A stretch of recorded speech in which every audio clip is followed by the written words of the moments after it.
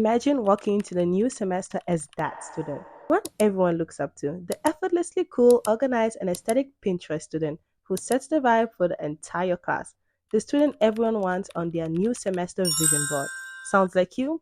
If so, you're in the right place. In this video, I'll share research-backed tips to help you become the student of your dreams and level up in your whole academic year. The first tip that I have for you guys is to establish a good morning and night routine. Essentially, what this means is to be able to wake up at the same time and go to bed at the same time every day.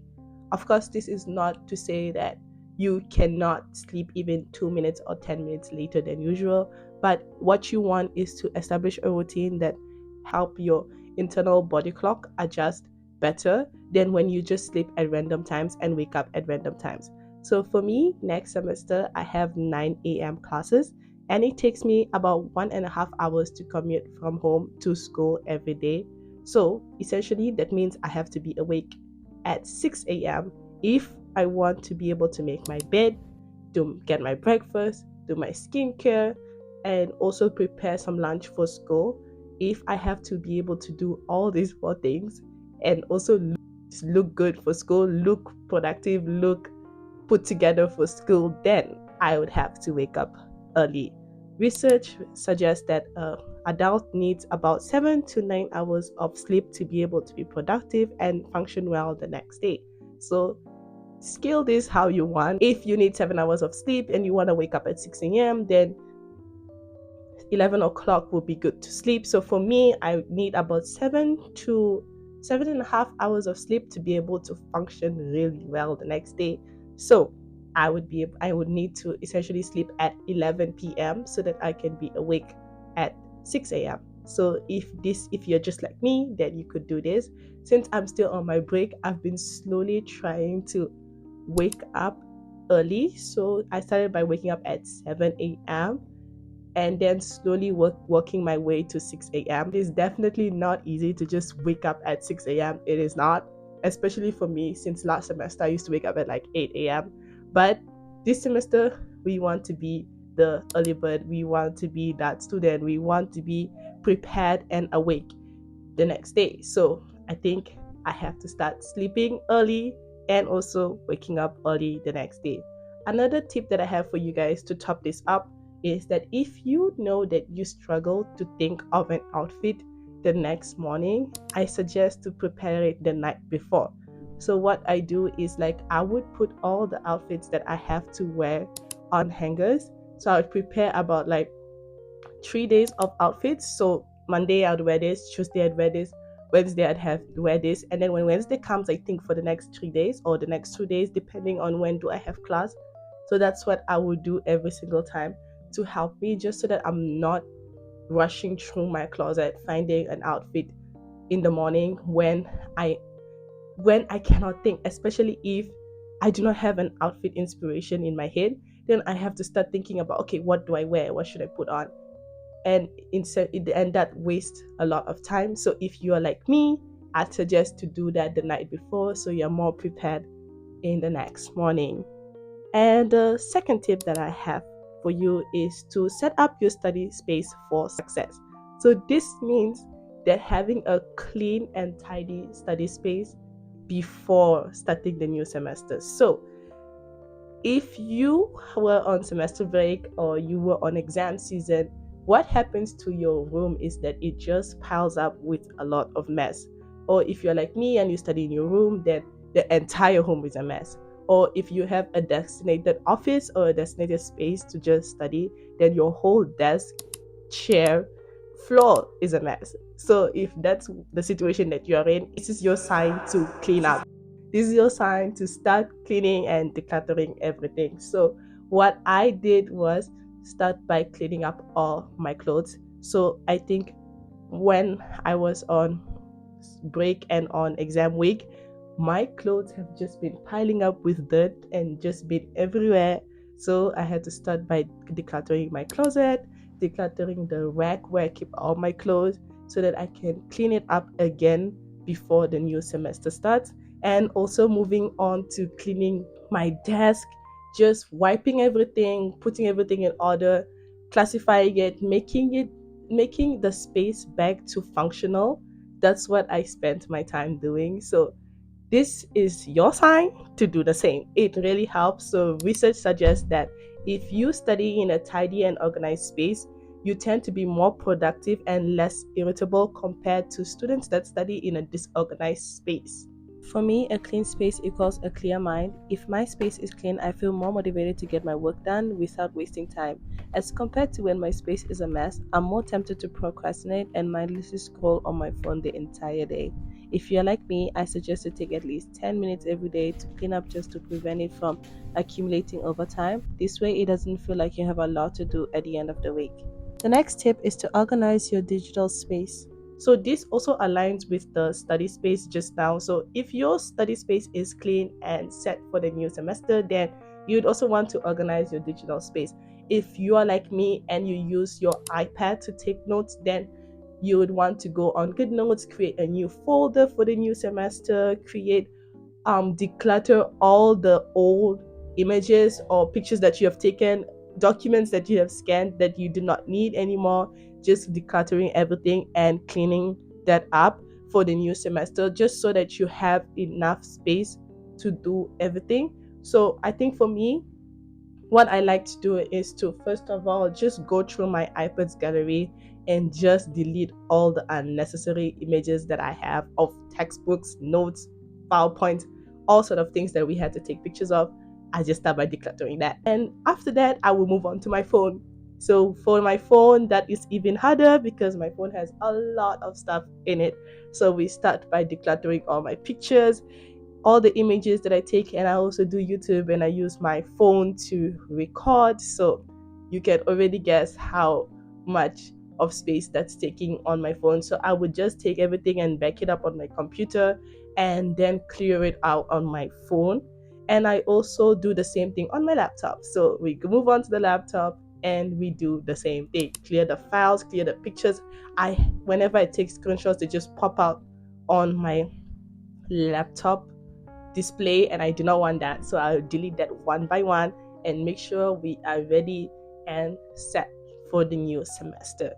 After doing these three things, we will move on to my third tips, which is to find an organization system that works for you.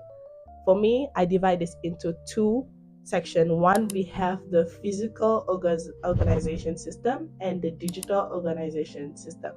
For my the organization system, I only just use this notepad as my to-do list. This is my lifesaver, and I love this thing. I just used it to write down what I have to do for the day, and then it helps me to physically and visually see what I have to get done for the day. So I just write down on it, like let's say it's Monday, I will just write, okay, today we are going to write notes on child psychology, so that when I'm done with it, I can just cross it out and then rip this page off. The satisfaction of just ripping the page makes me feel like, oh, I've achieved a lot today. So that's what I do for my physical organization. And I know that other people will use planners or notebooks. So if you do that, continue with that if it works for you. But for me, I personally just use the simple notepad as my to-do list. And then next we'll move on to the digital organization system. For my digital organization system, I only use one thing, which is Notion. If I'm sure you already heard about Notion all over, but if you are like me and Notion is your best friend, then welcome. Hi bestie. Okay, I use Notion to plan out all my deadlines and to schedule all my monthly to-do list, and also to plan everything for the semester. So here it's like a big picture of everything that I have to get done in the semester. On deadline, on like I put deadlines of assignments, when my exams will be, when my midterms will come, and when I have any group project, I would just put everything on my Notion. So I use this as a tool to put things that I have to see at one glance, like a whole overview of everything. This is more of like a day-to-day thing, and here is like a monthly review of everything or a whole week review of everything. So I have also a weekly to-do list for me to see what I have to get done every single week. So that is also on my Notion. And I also like to make this whole space aesthetic and pretty. So we have some quotes.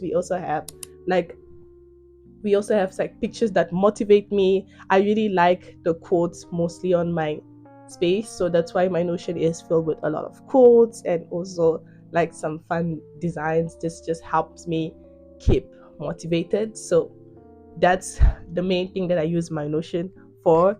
And additionally, I also use my Notion to set academic goals, which leads me to my next point, which is to set smart academic goals. Smart goals essentially means to set specific, measurable, achievable, relevant, and time bound goals. So, what does this mean? So, this means that your goals have to be very specific and something that you can measure and see the progress. For example, I'd give you an example of a not so smart goal. For example, if your goal is I want to study more next semester, you have not defined what more means. So what does it mean? How long do you need to study? How much time is it going to take you? When are you going to do it? So this is not specific, it's not measurable, and also it is not time bound, so you cannot measure this goal. So what you can do is to say I want to study for 2 hours every day for the next semester. So essentially that means that every single day you have to study for 2 hours. So if you've studied for 2 hours, it's measurable, it's time specific, and you are able to see the progress over time, because now you know that if I study every day for 2 hours, at the end of the week, how long must I would have studied? That will be around 12 hours. Math. So that's what you can do for yourself. Like, you have to set smart goals so you can be able to see how long and what exactly are you achieving every single day. The question I like to ask myself every single day is like, what have I achieved today? So this doesn't have to be something that's really great or fancy. It could just be something that you stuck through the whole day. So if you have smart goals, you could just say, okay, I have studied for 2 hours today, and I've read a book for an hour today. So depending on the goals that you have for yourself, setting time bound goals will help you to be able to measure what exactly you did and where did you spend most of your time. So most of the time what happens to us is that we think we don't have enough time, but when we look at our phones we realize that, oh, actually our screen time says a different story. We have a lot of time. And like I said, for me, I commute 1.5 hours to school. So in that 1.5 hour of commuting time, what am I doing? So what I like to do is to read a book. I'd bring a book, I'd read a book, play a podcast, listen to something that will help me in a way. So what I like to listen to is a podcast that will help me learn something from it. Or on some days I'll just watch videos on YouTube that helps me study better, study strategies, or just study motivation, something that I can use throughout the day. So all these little things and all this time that we have in between our days should not just be wasted. We could use it to do actually something productive. So that's what I think you could do. Smart goals. That leads me to my last tip of the video, which is to romanticize school. So what does romanticize mean to you? Like, I know that when we think about romanticizing and we follow what's trendy, we will see that having cute aesthetic notebooks, cute aesthetic stationery, having a cute backpack, going to cafes, just having everything as aesthetic as what romanticizing means. But for me personally, I think romanticizing school is to make school more enjoyable and fun. So what can you do to make school more enjoyable and fun? So you have to think about it in the individual's perspective. I can make a whole video on how to romanticize school. Do let me know if you'd want to see that. But in a summary, for me, it's like, if I want to have an enjoyable and fun time at school, what are the little things that I can do day to day so that school doesn't feel like a chore, it doesn't feel like so hard, and it doesn't feel like a burnout for me? What helps me is to romanticize the mundane things in my day-to-day life. For example, focusing on the morning breakfast I'm having, the cute outfit I put on, listening to my favorite song as I wait for the bus, looking at the beautiful trees and skies around me. taking the time to remind myself of how going to school and getting educated is a privilege and not a chore. How learning can be fun and enjoyable if we just take the time to appreciate the little things in our lives. So, if you feel demotivated and stressed out, I would like to share my favorite quote with you. Think about the last time you thought you couldn't do it and wanted to give up. You did it. You can do it again. I hope you enjoyed this video.